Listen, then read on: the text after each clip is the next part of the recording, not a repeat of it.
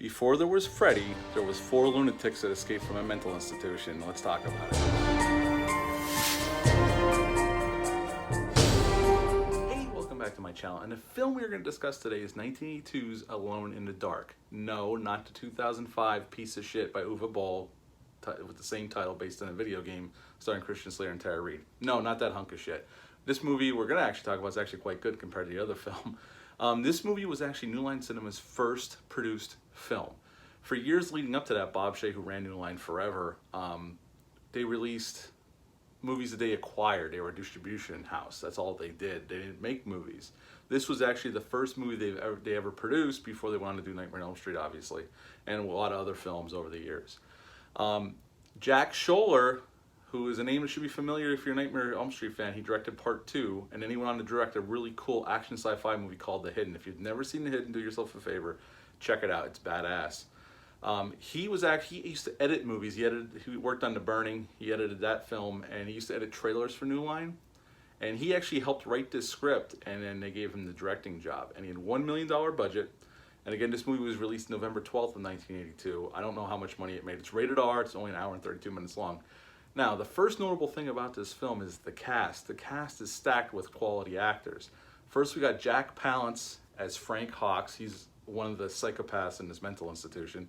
We have the great Donald Pleasance as Dr. Leo Bain, who runs this mental institution. We have Martin Landau as the preacher. He is one of the psychopaths in this mental institution. We got Dwight Schultz as Dr. Dan Potter. Now, Dwight Schultz, if you grew up in the 80s and you like the A-Team, you'll remember Dwight Schultz as Howling Mad Murdoch. He's done other things over the years, obviously, and recently he's done mostly voices for video games and cartoons. But yes, he is in this film as a straight man nonetheless. And we have, I might mess this gentleman's name up, but you'll remember him from The Running Man. He played Captain Dynamo. Erlen Van Lideth as Ronald. He is one of the psychopaths as well, and you'll remember him from The Running Man, like I just said, Captain Dynamo. And basically this film is Dr. Dan Potter, played by Dwight Schultz, just moves to this area. They just bought this house out in the country. This was all filmed in New Jersey, by the way. And he's going to work for a gentleman he's known for years, Dr. Leo Bain, played by the great Donald Pleasance. And he has this house out in the country that he has mental patients at. And he has 4 disturbed, psychotic people that actually have killed people there, up on the 3rd floor. And the only way the state would let him keep them there is if he put security measures in, because he does not run a maximum security facility. So he shows Dr. Dan Potter around, and he shows them that if they try to get out the window, these metal screens shut down and they can't get out, and there's steel doors, and that is the only floor in the house that has maximum security capabilities, but it's all electrical, runs off electricity. Well, when he introduces Dr. Dan Potter to these 4 gentlemen, and right away they're suspicious of him. They like their old doctor. Their old doctor was like their friend, they thought. And right away Jack Palance's character thinks that he killed their old doctor. So they hatch a plan that when the time is right, they'd escape and go kill him at his house. That's the whole plan they come up with. And there's one other psychopath, and they call him the Bleeder. And they say when he would kill somebody, he would scream and blood would start coming out of his nose. And we don't get to see his face at first. He has this, they never show his face to be, he's standing in the corner when they meet, like when Dr. Potter meet him for the first time. And so we never get to see his face, really. In the whole, for most of the film, we don't see it. And obviously one night, the power goes out. The power goes out, Dr. Dan Potter's sister comes to visit, and she had some psychological problems in the past.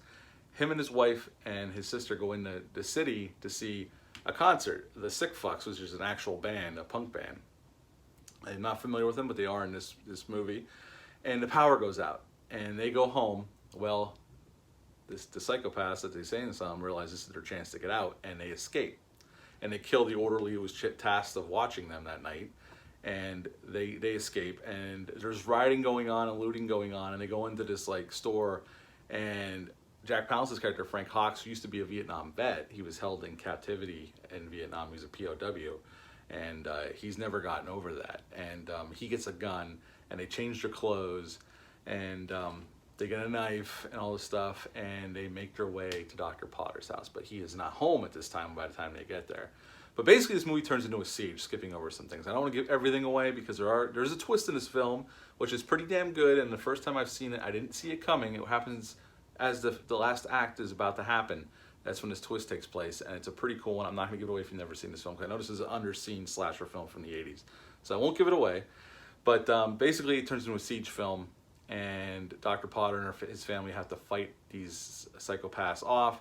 Donald Pleasance's character shows up to try to help. They kill him, even though he's been nice to them all these years. These men don't care. They're very dangerous. And at the end of the film, I'm not going to give everything away, but our family survives and all is well.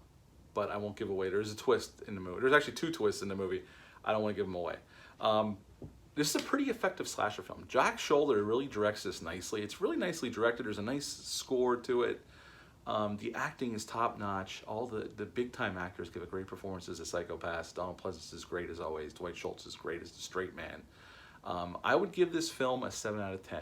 There is some drawbacks, but overall it's a very enjoyable slasher film that unfortunately has not been seen a lot. I don't hear a lot of people talk about. If you've never seen it, rectify it. You can't really find it anywhere. It's not available on Amazon. There's no Blu-ray available. I have a DVD that I had to pull out of my storage unit. I had forgotten. I thought I had sold it by accident. No, I still had it. I think you can get a DVD on eBay for $60. That's too much to pay. If you could find it digitally, I didn't see it on digital anywhere, but maybe you can track it down. Maybe it's on YouTube. I don't know. But Alone in the Dark from 1982, I give it a 7 out of 10. Have you ever seen this slasher film? Leave a comment down below. Let me know. Hit the thumbs up. Hit the subscribe button. Share this video. I'd greatly appreciate it. You all take care of each other. Stay safe. I'll be back soon. I'm going to be watching When a Stranger Calls, the 1979 version. I'm going to do a review for that later in the week. But until then, take care of yourselves. I'll see you later.